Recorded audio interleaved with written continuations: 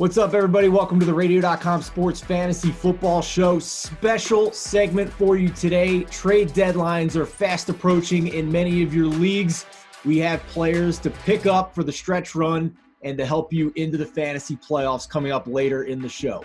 Let's kick it off. What's up, everybody? My name is Steven Andrus, joined alongside Jordan Cohn and Jesse Pantusco from the Radio.com Sports staff.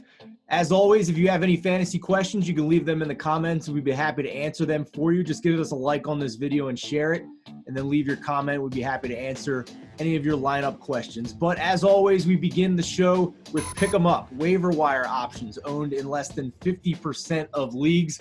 And I'll kick things off here with a couple of running backs to pick up, and this is how crazy 2020 has been from a fantasy perspective. These two guys I'm about to mention were like fifth stringers, practice squad, not even close to the fantasy radar. But here we are in week 11 with possible waiver wire and starting options. Let's begin with Chargers running back Kalen Ballage. Week 11, he gets the Jets. Fantastic matchup. In week 10, 102 total yards. All other running backs on the Chargers in week 10 only had 7 touches. Then in week 9, 84 total yards and a touchdown for Ballage. Just an awesome story. Another free from Adam Gase success story. He played for Gase in 2018. Literally one of the worst running back seasons in NFL history in 2019 at 1.8 yards per carry. But here he is bouncing back in a big way. Austin Eckler doesn't appear to be closing in on returning yet. Justin Jackson on IR. Rookie Joshua Kelly phased out. Ballage, the last man standing there in that backfield. Also, Miami running back Salvon Ahmed now emerging, another practice squad hero. Week 10, 22 touches for 90 yards and a touchdown. Myles Gaskin is still on IR for at least one more week. Matt Breida may return from a hamstring injury, but Ahmed has played well enough to continue to be the starter at least until Gaskin comes back. Jesse, you also have a running back to recommend. Yeah. A player who I think is criminally underowned right now is Nyheim Hines, who is miraculously still available in almost 60% of Yahoo leagues. It's hard to ignore Hines' role, which seems to grow by the week. He set career highs in both carries and yards from scrimmage last Thursday, adding a pair of touchdowns to give him 4 in his last 3 games. One of the bigger disappointments in fantasy this year has been Hines' teammate, Jonathan Taylor, who left Wisconsin as the 6th leading rusher in FBS history. When Marlon Mack tore his ACL, the expectation was that Taylor would have the Colts backfield more or less to himself, but that hasn't been the case at all. In fact, Taylor saw his lightest workload of the year in week 10, playing a career low 17 snaps against Tennessee. Despite leading all running backs in receiving touchdowns this year, most are still skeptical of Hines because he splits work with Taylor and Jordan Wilkins.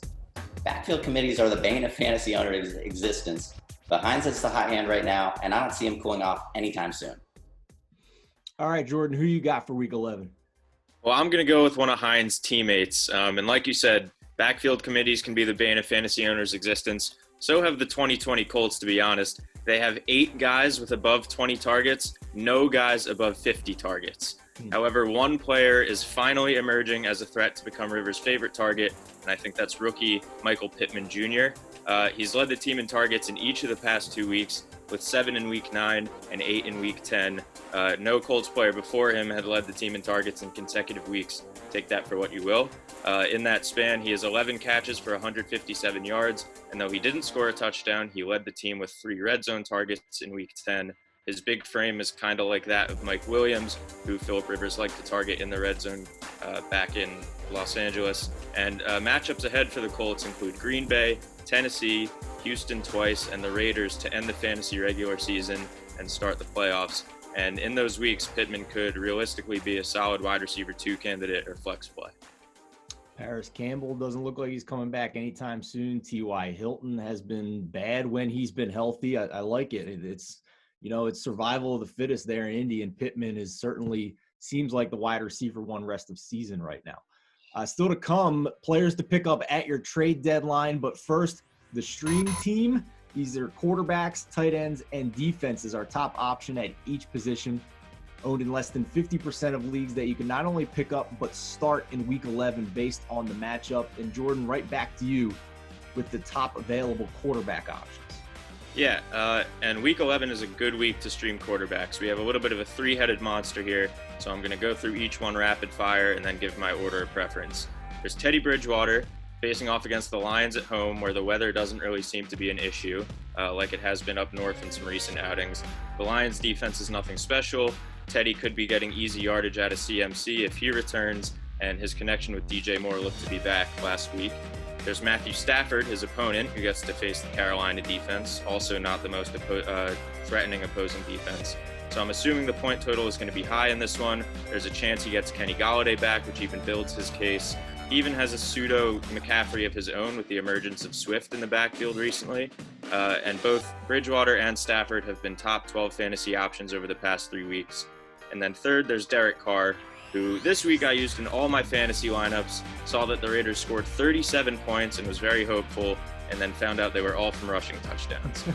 But he won't be able to do that in Week 11 against the high-powered Chiefs offense, who he surprisingly defeated earlier in the season with a 3-touchdown performance. So those are the 3 that I'm recommending. My order, I would go Carr first, Bridgewater second, Stafford third.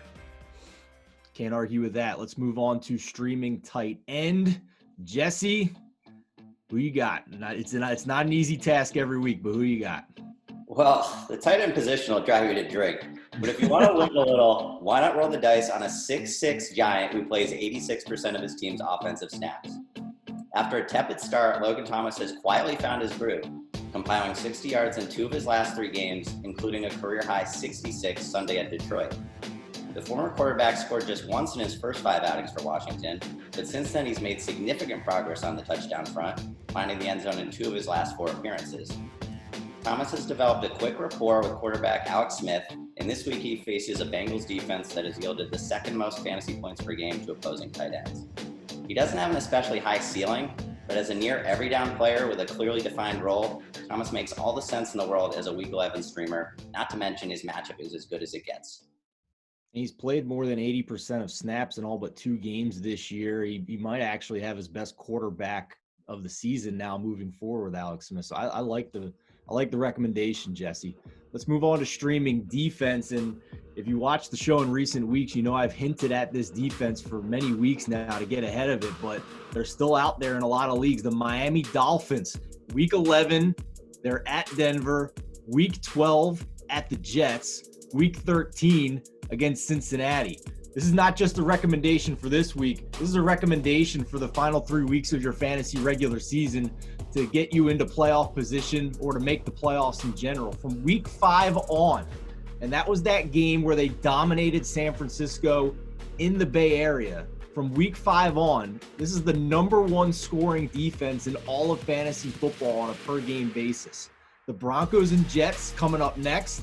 1st and 3rd in fantasy points allowed to defenses, 6th and 3rd over the last 4 weeks respectively. I think this is the defense to own in general over the next 3 weeks, not just among those that are available out on your waiver wire. Let's move on to our final segment. Usually this is stealthy starts for us, but for this week we're doing something special. We have targeted players for you to try and go out and trade for the stretch run of your fantasy football regular season, but also to help you in the fantasy playoffs. So Stealthy starts trade deadline edition for you. Jordan, kick us off. So I touched on this guy's emergence in Week 10 and in recent weeks in general when I was talking about Matt Stafford as a streaming option. I'm going to go with rookie DeAndre Swift. He really seems to be breaking out of that timeshare with Adrian Peterson and even with Kerryon Johnson, though he's kind of faded out. And he's becoming the guy to look for in the Lions' backfield. Unfortunately, it might be a little bit harder to acquire him now that he's had back-to-back strong performances.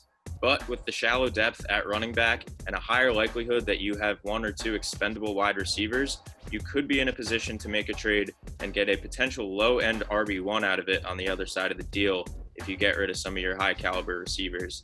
Swift won the snap count in Week 9 and really surged ahead in Week 10, getting 21 touches to Peterson's 5 and converting it into well over 100 total yards. And that's a trend that I think we should expect to continue. That team's going nowhere. No reason to not feed the player that they spent a high 2nd-round pick on for sure for the rest of the season. My Stealthy Start trade deadline edition is a player that is a show favorite all season. Finally looking healthy again. Diontae Johnson, Pittsburgh Steelers wide receiver. I think if this guy is on a team who is trying to make the playoffs and can't risk injuries, then the inconsistencies might hurt them, might have been burned in previous weeks by Johnson. Admittedly, the past 2 weeks he's gotten hot, so the price might have gone up a little bit. But even if the price is high, I still would buy high on this guy. Injury concerns hurt him with the exception of 5 healthy games this year. He either didn't play or got hurt in the middle of the game. But the 5 games he's been healthy, week 1, 2, 7, 9, and 10. In those weeks, he's the overall wide receiver 8 on a per game basis, 19.9 PPR points per game. Hypothetically for the season, 19.9 PPR points per game would make him the wide receiver 2 in all of fantasy football, behind only Davante Adams. In those 5 games, 11.8 targets per game, 7 receptions, 84.4 yards per game, and 4 touchdowns in those 5 games. He's risky perhaps if you believe in injury risk, but when he's healthy, he is winning you weeks, and he might just win you a fantasy championship here down the stretch. Jesse? Player I'm targeting for the stretch run is Jakobi Meyers. With Julian Edelman out indefinitely, Meyers has settled in as Cam Newton's unquestioned go-to receiver, boasting an absurd 40% target share the past 3 weeks. The second-year receiver has drawn a combined 31 targets in those 3 games, 18 more than any other Patriots receiver over that span. Meyers literally didn't leave the field Sunday night, playing every down of New England's Week 10 victory. Myers' 56 snaps were 14 more than teammate Damiere Byrd and 21 more than N'Keal Harry, neither of whom were targeted. Myers has yet to catch a touchdown this year, but he did throw for one Sunday, delivering a 24-yard dime to Rex Burkhead in the win over Baltimore.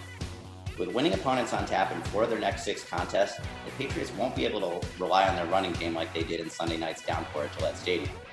That bodes well for Myers, who's averaged an impressive 87 yards during his 4-game hot streak. Assuming his steady volume continues, and there's no reason to think it won't, Myers should have a chance to finish his 2020 fantasy campaign with a bang.